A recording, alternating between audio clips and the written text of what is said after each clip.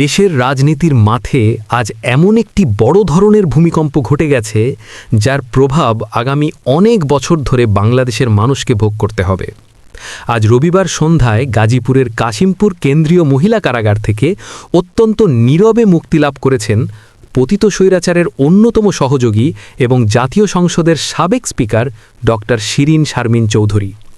প্রিয় দর্শক, আপনারা যারা ভাবছেন যে এটি হয়তো সাধারণ আইনি প্রক্রিয়ার স্বাভাবিক ফলাফল, তারা বোকার স্বর্গে বাস করছেন। বাংলাদেশের বর্তমান রাজনৈতিক প্রেক্ষাপটে এত বড় একজন নেত্রীর, যিনি দীর্ঘ ১৫ বছর ধরে স্বৈরাচারী হাসিনাকে টিকিয়ে রাখার জন্য সংসদকে ব্যবহার করেছেন, তার মুক্তি কোনোভাবেই সাধারণ ঘটনা হতে পারে না।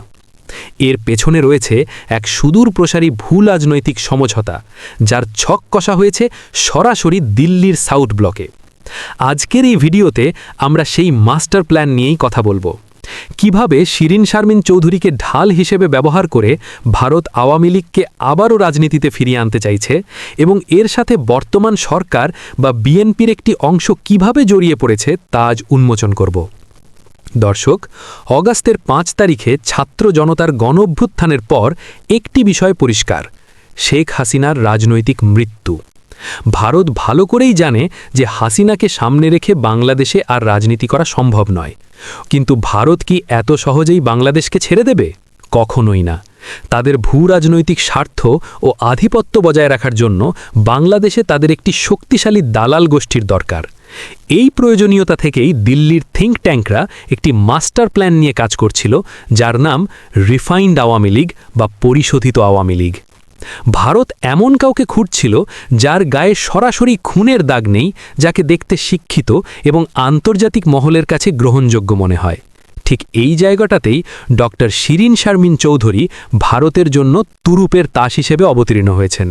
তিনি উচ্চশিক্ষিত, দীর্ঘদিন স্পিকার ছিলেন, সরাসরি ক্যাডার রাজনীতির সাথে জড়াননি।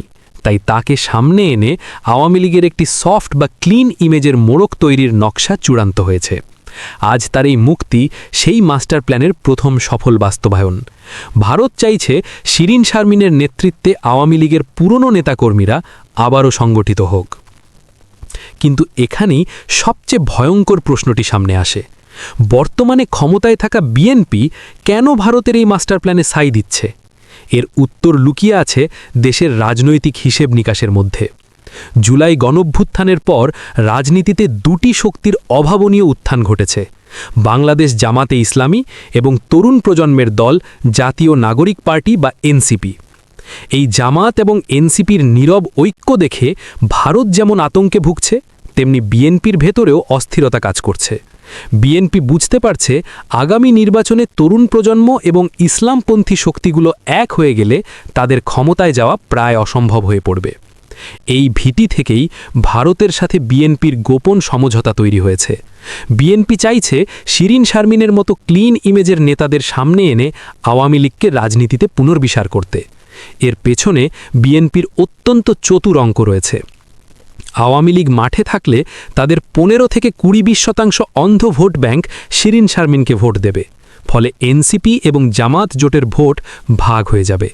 অর্থাৎ ইসলামপন্থী ও তরুণদের ঠেকাতে বিএনপি অত্যন্ত সুকৌশলে আওয়ামী লীগকেই মাঠে নামিয়ে দিচ্ছে। কিন্তু প্রিয় দর্শক, এই আপোষ আমাদের জুলাই বিপ্লবের হাজারো শহীদের রক্তের সাথে কতটা চরম বেইমানি! মাত্র কয়েক মাস আগেই স্বৈরাচারী সরকার ছাত্র জনতাকে পাখির মতো গুলি করে মেরেছে। আবু সাঈদ মুগ্ধদের মতো তরুণেরা রক্ত দিয়েছে। সেই ফ্যাসিবাদী কাঠামোর প্রধান স্তম্ভ ছিলেন স্পিকার শিরিন শারমিন চৌধুরী।